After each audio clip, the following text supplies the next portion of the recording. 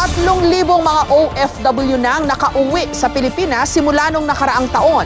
Matapos mawala ng trabaho sa Saudi Arabia, libo-libo pang inaasahang uuwi sa ating bansa.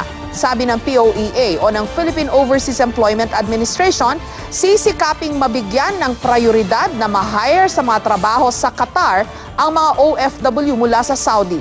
May report si Maki Pulido.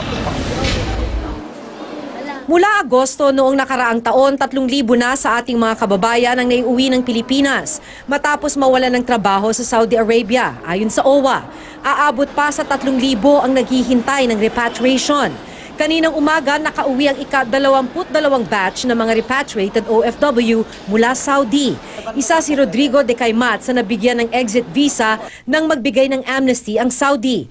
8 buwan siyang hindi nakatanggap ng sweldo kaya tumakas mula sa employer. Ang amo kay hindi magandang patakaran, nag-ibang patakaran. Sa 8 buwan na hindi ako sumasahod kaya ako tumakas. Sa kabila ng masasamang karanasan ng ating mga kababayan, numero 1 destinasyon pa rin ng OFWs ang Saudi Arabia, batay sa datos ng POEA. Hindi pa mabigay ng POEA ang bilang ng mga nag-Saudi Arabia ngayong taon. Pero kung ikukumpara ang 2015 at 2016, tumaas pa ng 13% ang bilang ng mga nagtrabaho sa Saudi Arabia. Normal pa rin, oo. Sa mga Middle East countries, nagsasend pa rin tayo ng mga workers natin doon.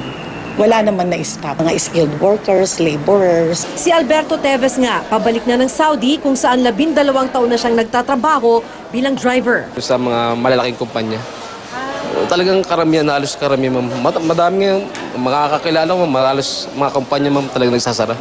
Eh yung sa amin naman po, yung mga kagaya sa amin, mga maliliit lang, hindi naman po kami apektado.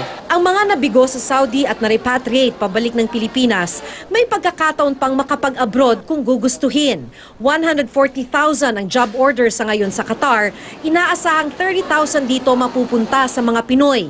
Tataas pa ang bilang ng job order dahil sa dami ng itinatayo sa Qatar bilang paghahanda sa FIFA 2020. Hiningi din namin yung tulong ng mga licensed recruitment agencies na sana yung mga na-stranded, yung na-repatriate from Saudi Arabia ay mai-accommodate, maging priority sa deployment sa Qatar. Sa Middle East pa lang, mahigit 1 milyong Pilipino na ang nakikipagsapalaran. Hindi naman bababa ang bilang na ito habang pahirapan makakuha sa sariling bansa ng disenteng trabaho at sweldo. Mahirap ang buhay.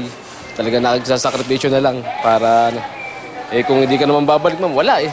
Walang buhay dito sa atin. Maki Pulido, GMA News.